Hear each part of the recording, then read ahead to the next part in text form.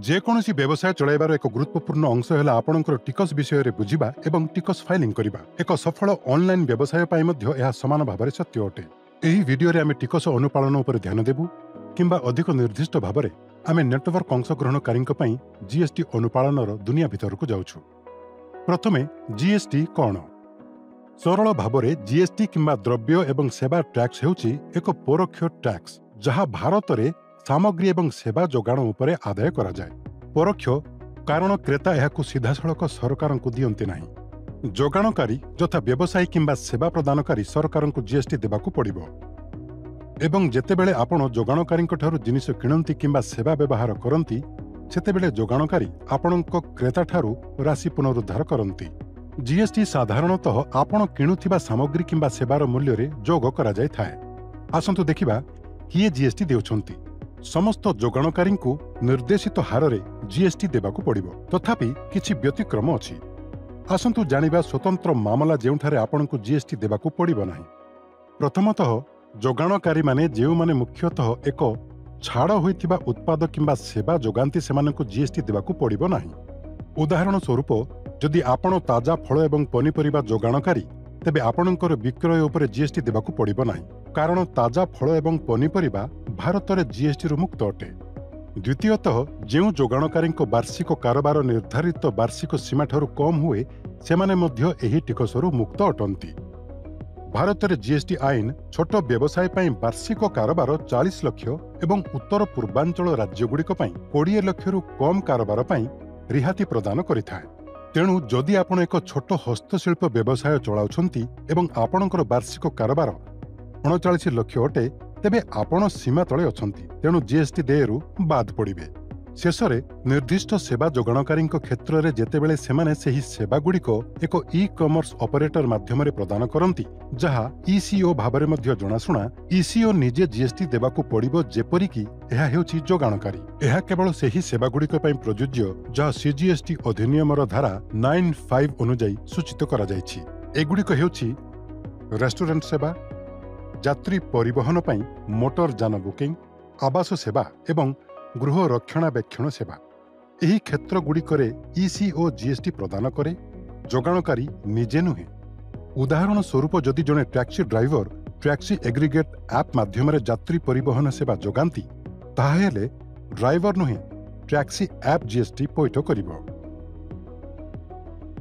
ପରବର୍ତ୍ତୀ ସୋପାନ ହେଉଛି ଆପଣଙ୍କୁ ଜିଏସଟି ପଞ୍ଜୀକରଣ କରିବାକୁ ପଡ଼ିବ କି ନାହିଁ ତାହା ଜାଣିବା। ତେବେ କିଏ ଜିଏସଟି ପଞ୍ଜୀକରଣ କରିବା ଆବଶ୍ୟକ? ନିର୍ଦ୍ଦିଷ୍ଟ ବାର୍ଷିକ କାରବାର ସୀମା ଅତିକ୍ରମ କରୁଥିବା ବ୍ୟବସାୟଗୁଡ଼ିକ ଜିଏସଟି ପାଇଁ ପଞ୍ଜୀକୃତ ହେବା ଜରୁରୀ, ଯାହା ରାଜ୍ୟ ବର୍ଗ ଉପରେ ନିର୍ଭର କରେ। କ୍ରେତା ଆପ୍ଲିକେସନ ଏବଂ ବିକ୍ରେତା ଆପ୍ଲିକେସନ ସହିତ ଇ-କମର୍ସ ଅପରେଟର, ଯେଉଁମାନେ ଉଭୟ ଜିଏସଟି ଏବଂ ଟିସିଏସ୍ ଉଚ୍ଚରେ ଟ୍ୟାକ୍ସ ସଂଗ୍ରହ ପଞ୍ଜୀକରଣ ପାଇବା ଆବଶ୍ୟକ କରନ୍ତି। ଅନ୍ତଃରାଜ୍ୟ ଯୋଗାଣରେ ନିୟୋଜିତ ଯୋଗାଣକାରୀମାନେ ମଧ୍ୟ ଜିଏସଟି ପାଇଁ ପଞ୍ଜୀକୃତ ହେବା ଜରୁରୀ। ଏକ ଇସିଓ ମାଧ୍ୟମରେ ବିକ୍ରୟ କରୁଥିବା ଯୋଗାଣକାରୀମାନେ ମଧ୍ୟ ଜିଏସଟି ପଞ୍ଜୀକରଣ କରିବା ଆବଶ୍ୟକ କରନ୍ତି, ତଥାପି କିଛି ବ୍ୟତିକ୍ରମ ଅଛି।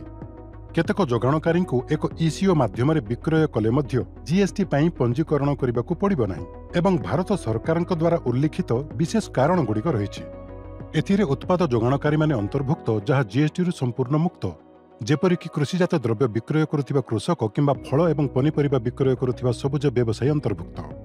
ଆହୁରି ମଧ୍ୟ ସାମଗ୍ରୀ ଯୋଗାଣକାରୀ ଯାହାର କାରବାର ସୀମାଠାରୁ କମ୍ ଏବଂ ଯେଉଁମାନେ କେବଳ ଆନ୍ତଃରାଜ୍ୟ ଯୋଗାଣ କରନ୍ତି, ସେମାନେ ଏହି ଆବଶ୍ୟକତାରୁ ବଞ୍ଚିତ। ଉଦାହରଣ ସ୍ୱରୂପ, ଛୋଟ ସଉଦା ଦୋକାନଗୁଡ଼ିକ ହେବ ଯାହା କେବଳ ନିଜ ପଡ଼ୋଶୀ ଗ୍ରାହକଙ୍କୁ ବିକ୍ରି କରନ୍ତି। ଆହୁରି ମଧ୍ୟ ଯେକୌଣସି ଯୋଗାଣକାରୀ ଯିଏ ଧାରା 95 ଅଧୀନରେ ନିର୍ଦ୍ଧାରିତ ସେବାଗୁଡ଼ିକ ପ୍ରଦାନ କରନ୍ତି, ତାଙ୍କୁ ମଧ୍ୟ ଜିଏସଟି ପଞ୍ଜୀକରଣରୁ ବାଦ୍ କରାଯିବ। ବର୍ତ୍ତମାନ ଆମେ ପରିବ୍ୟାପ୍ତ କରିଛୁ ଯେ ଜିଏସଟି ପାଇଁ କାହାକୁ ପଞ୍ଜୀକରଣ କରିବାକୁ ପଡ଼ିବ। ଆମର ପରବର୍ତ୍ତୀ ପଦକ୍ଷେପ ହେଉଛି ଆପଣଙ୍କୁ କେଉଁଠାରେ ପଞ୍ଜୀକୃତ ହେବାକୁ ପଡ଼ିବ ତାହା ଜାଣିବା। ଯୋଗାଣକାରୀ ଅବସ୍ଥାନ କରୁଥିବା ପ୍ରତ୍ୟେକ ରାଜ୍ୟରେ ପଞ୍ଜୀକରଣ ହେବା ଜରୁରୀ। ଉଦାହରଣ ସ୍ୱରୂପ, ରାଜସ୍ଥାନ ଏବଂ ଓଡ଼ିଶାରେ ଏକ ବର୍ଗର ଚେନ୍ ରହିଛି। ଉଭୟ ରାଜ୍ୟରେ ଏହାର ପଞ୍ଜୀକରଣ କରିବାକୁ ପଡ଼ିବ। ସେହିଭଳି ଏକ ଇସିଓ ପ୍ରତ୍ୟେକ ରାଜ୍ୟରେ ଏକ ଟିସିଏସ୍ ପଞ୍ଜୀକରଣ ହାସଲ କରିବା ଆବଶ୍ୟକ କରନ୍ତି। ଯେଉଁ ରାଜ୍ୟରେ ତାଙ୍କର ଯୋଗାଣକାରୀ ଅଛନ୍ତି, ସେହି ରାଜ୍ୟଗୁଡ଼ିକରେ ଇସିଓର ମୁଖ୍ୟାଳୟ ଏକ ଭିନ୍ନ ରାଜ୍ୟରେ ଥିଲେ ମଧ୍ୟ ଏହା ପ୍ରଯୁଜ୍ୟ। ଉଦାହରଣ ସ୍ୱରୂପ, ଯଦି ଏକ ଅନଲାଇନ୍ ବୁକ୍ ମାର୍କେଟର ଦିଲ୍ଲୀରେ ମୁଖ୍ୟାଳୟ ଅଛି, ଏବଂ ଏହାର ଯୋଗାଣକାରୀ ଯଥା ବହି ବିକ୍ରେତାମାନେ ମହାରାଷ୍ଟ୍ର ଏବଂ ପଶ୍ଚିମବଙ୍ଗରେ ଅଛନ୍ତି, ତେବେ ଉଭୟ ମହାରାଷ୍ଟ୍ର ଏବଂ ପଶ୍ଚିମବଙ୍ଗ ପାଇଁ ଟିସିଏସ୍ ପଞ୍ଜୀକରଣ କରିବାକୁ ପଡ଼ିବ। ଆମେ ଶିଖିଲୁ ଜିଏସ୍ଟି କ'ଣ, କିଏ ଏବଂ କେଉଁଠାରେ ଏଥିପାଇଁ ପଞ୍ଜୀକରଣ କରିବା ଆବଶ୍ୟକ, କିନ୍ତୁ ଏହି ଜିଏସ୍ଟି ନିୟମ ଅନୁଯାୟୀ ଆପଣଙ୍କର ଦାୟିତ୍ୱ କ'ଣ, ସେ ବିଷୟରେ ଗଭୀର ଭାବରେ ଆଲୋଚନା କରିବା। ଜିଏସ୍ଟି ସଂଗ୍ରହ ଏବଂ ପରିଚାଳନାରେ ଇ-କମର୍ସ ଅପରେଟରମାନଙ୍କ ଏକ ପ୍ରମୁଖ ଭୂମିକା ରହିଛି। କିଛି ନିର୍ଦ୍ଦିଷ୍ଟ ପରିସ୍ଥିତିକୁ ଛାଡ଼ିଦେଲେ ଇ-କମର୍ସ ଅପରେଟର ଅଗଷ୍ଟ 2024 ପର୍ଯ୍ୟନ୍ତ ନିର୍ଦ୍ଧାରିତ 0.5% ହାରରେ ଟିକସଯୋଗ୍ୟ ଯୋଗାଣ ଉତ୍ସ ଟିସିଏସ୍ରେ ସଂଗ୍ରହ କରିବେ ଏବଂ ସରକାରଙ୍କ ନିକଟରେ ଜମା କରିବେ।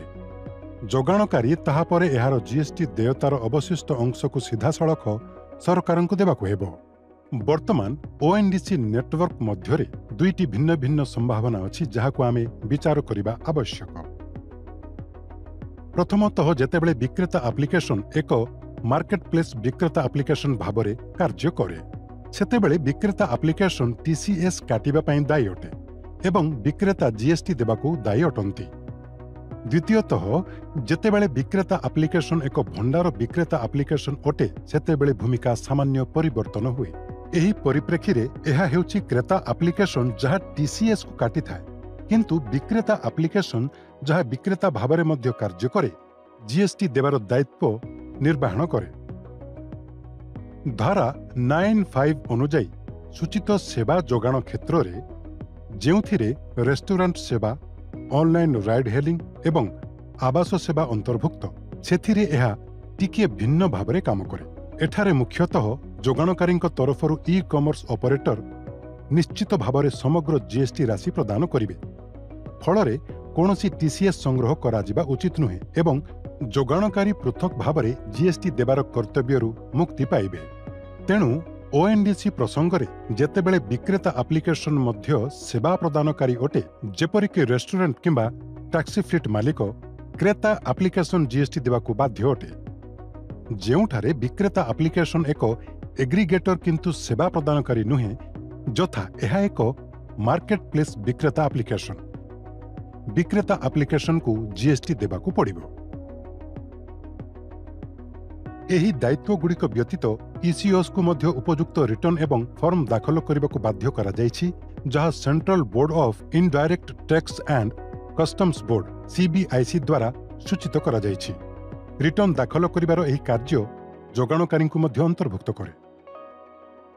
ଏହା ଧ୍ୟାନ ଦେବା ଜରୁରୀ ଯେ ଇସିଓସ୍ ଯେଉଁମାନଙ୍କର ପଞ୍ଜୀକୃତ ହୋଇନଥିବା ଯୋଗାଣକାରୀମାନେ ଅଛନ୍ତି, ସେମାନେ ମଧ୍ୟ ଏହିପରି ଯୋଗାଣକାରୀମାନଙ୍କର ଏକ ବୈଧ ନାମାଙ୍କନ ସଂଖ୍ୟା ଅଛି ତାହା ନିଶ୍ଚିତ କରିବାର ଦାୟିତ୍ୱ ବହନ କରନ୍ତି। ଅଧିକନ୍ତୁ ଯଦି ଜଣେ ଯୋଗାଣକାରୀ କାରବାର ସୀମା ଅତିକ୍ରମ କରନ୍ତି କିମ୍ବା ରାଜ୍ୟ ସୀମା ଦେଇ ଯୋଗାଣ ଆରମ୍ଭ କରନ୍ତି, ତେବେ ଇସିଓ ନିଶ୍ଚିତ କରିବାକୁ ପଡ଼ିବ ଯେ ଯୋଗାଣକାରୀ ଏକ ଜିଏସ୍ଟି ପଞ୍ଜୀକରଣ ନମ୍ବର ପାଇଛନ୍ତି। ଇ-କମର୍ସ କ୍ଷେତ୍ରରେ ଜିଏସ୍ଟି ଅନୁପାଳନ ବଜାୟ ରଖିବା ପାଇଁ ଏହି ଦାୟିତ୍ୱଗୁଡ଼ିକ ବୁଝିବା ଅତ୍ୟନ୍ତ ଗୁରୁତ୍ୱପୂର୍ଣ୍ଣ ଅଟେ। ଏହି ନୀତିଗୁଡ଼ିକର ପୁଙ୍ଖାନୁପୁଙ୍ଖ ଅନୁଭବ ଇସିଓସ୍ ଏବଂ ଯୋଗାଣକାରୀମାନଙ୍କୁ ସେମାନଙ୍କର ଜିଏସ୍ଟି କର୍ତ୍ତବ୍ୟକୁ ଅଧିକ ଆତ୍ମବିଶ୍ୱାସ ଏବଂ ସଠିକତା ସହିତ ପରିଚାଳନା କରିବାକୁ ଅନୁମତି ଦେବ। ଏହି ଶେଷ କଥା ସହିତ ଆମେ ଜିଏସ୍ଟି ଏବଂ ଏହା ସହିତ ଜଡ଼ିତ ନିୟମ ଏବଂ ଦାୟିତ୍ୱଗୁଡ଼ିକ ବିଷୟରେ ବହୁତ କିଛି ଶିଖିଲୁ। ଆସନ୍ତୁ ଶୀଘ୍ର ସାରାଂଶ କରିବା ଏବଂ ଆମର ସ୍ମୃତିକୁ ସତେଜ କରିବା। ଏହି ଭିଡିଓରେ ଆମେ ଶିଖିଲୁ ଜିଏସ୍ଟି କ'ଣ ଏବଂ ଏହା କାହା ପାଇଁ ପ୍ରଯୁଜ୍ୟ, ଜିଏସ୍ଟି ପାଇଁ କିଏ ଏବଂ କେଉଁଠାରେ ପଞ୍ଜୀକରଣ କରିବାକୁ ପଡ଼ିବ, ଜିଏସ୍ଟି ପଞ୍ଜୀକରଣରୁ କିଏ ମୁକ୍ତ, ଜିଏସ୍ଟି ନିୟମ ଅନୁଯାୟୀ ଇ-କମର୍ସ ଅପରେଟରମାନଙ୍କର ଦାୟିତ୍ୱ, ଓଏନ୍ଡିସି ନେଟୱାର୍କ କ୍ଷେତ୍ରରେ ଜିଏସ୍ଟି ଧାରା 9(5) ଅନୁଯାୟୀ ସେବା କ୍ଷେତ୍ରରେ ଜିଏସ୍ଟି ଏବଂ ଇ-କମର୍ସ ଅପରେଟରମାନଙ୍କର ଅତିରିକ୍ତ ଦାୟିତ୍ୱ। ଯେକୌଣସି ବ୍ୟବସାୟରେ ସୁଗମ କାର୍ଯ୍ୟ ଏବଂ ଆଇନଗତ ଅନୁପାଳନ ପାଇଁ ଜିଏସ୍ଟି ଅନୁପାଳନକୁ ବୁଝିବା ଅତ୍ୟନ୍ତ ଗୁରୁତ୍ୱପୂର୍ଣ୍ଣ, ବିଶେଷତଃ ଇ-କମର୍ସ ଅପରେଟରମାନଙ୍କ ପାଇଁ। ଏହି ନୂତନ ସୂଚନା ସହିତ ଆପଣ ବର୍ତ୍ତମାନ ଜିଏସ୍ଟି ଅନୁପାଳନର ଜଟିଳତାକୁ ବୁଝିପାରିବେ ଏବଂ ଏକ ସୁଗମ ବ୍ୟବସାୟ ନିଶ୍ଚିତ କରିବାକୁ ଆଇନର ସଠିକ୍ ପାର୍ଶ୍ୱରେ ରହିପାରିବେ। ଏହା ସହିତ ଆମେ ଏହି ଅଧିବେଶନକୁ ସମାପ୍ତ କରୁଛୁ ଏବଂ ଆଶା କରୁଛୁ ଯେ ଆପଣଙ୍କର ବ୍ୟବସାୟ ବଢ଼ାଇବାକୁ ଆପଣ ଆବଶ୍ୟକ କରୁଥିବା ସମସ୍ତ ଟିପ୍ପଣୀ ଏଥିରେ ଅଛି।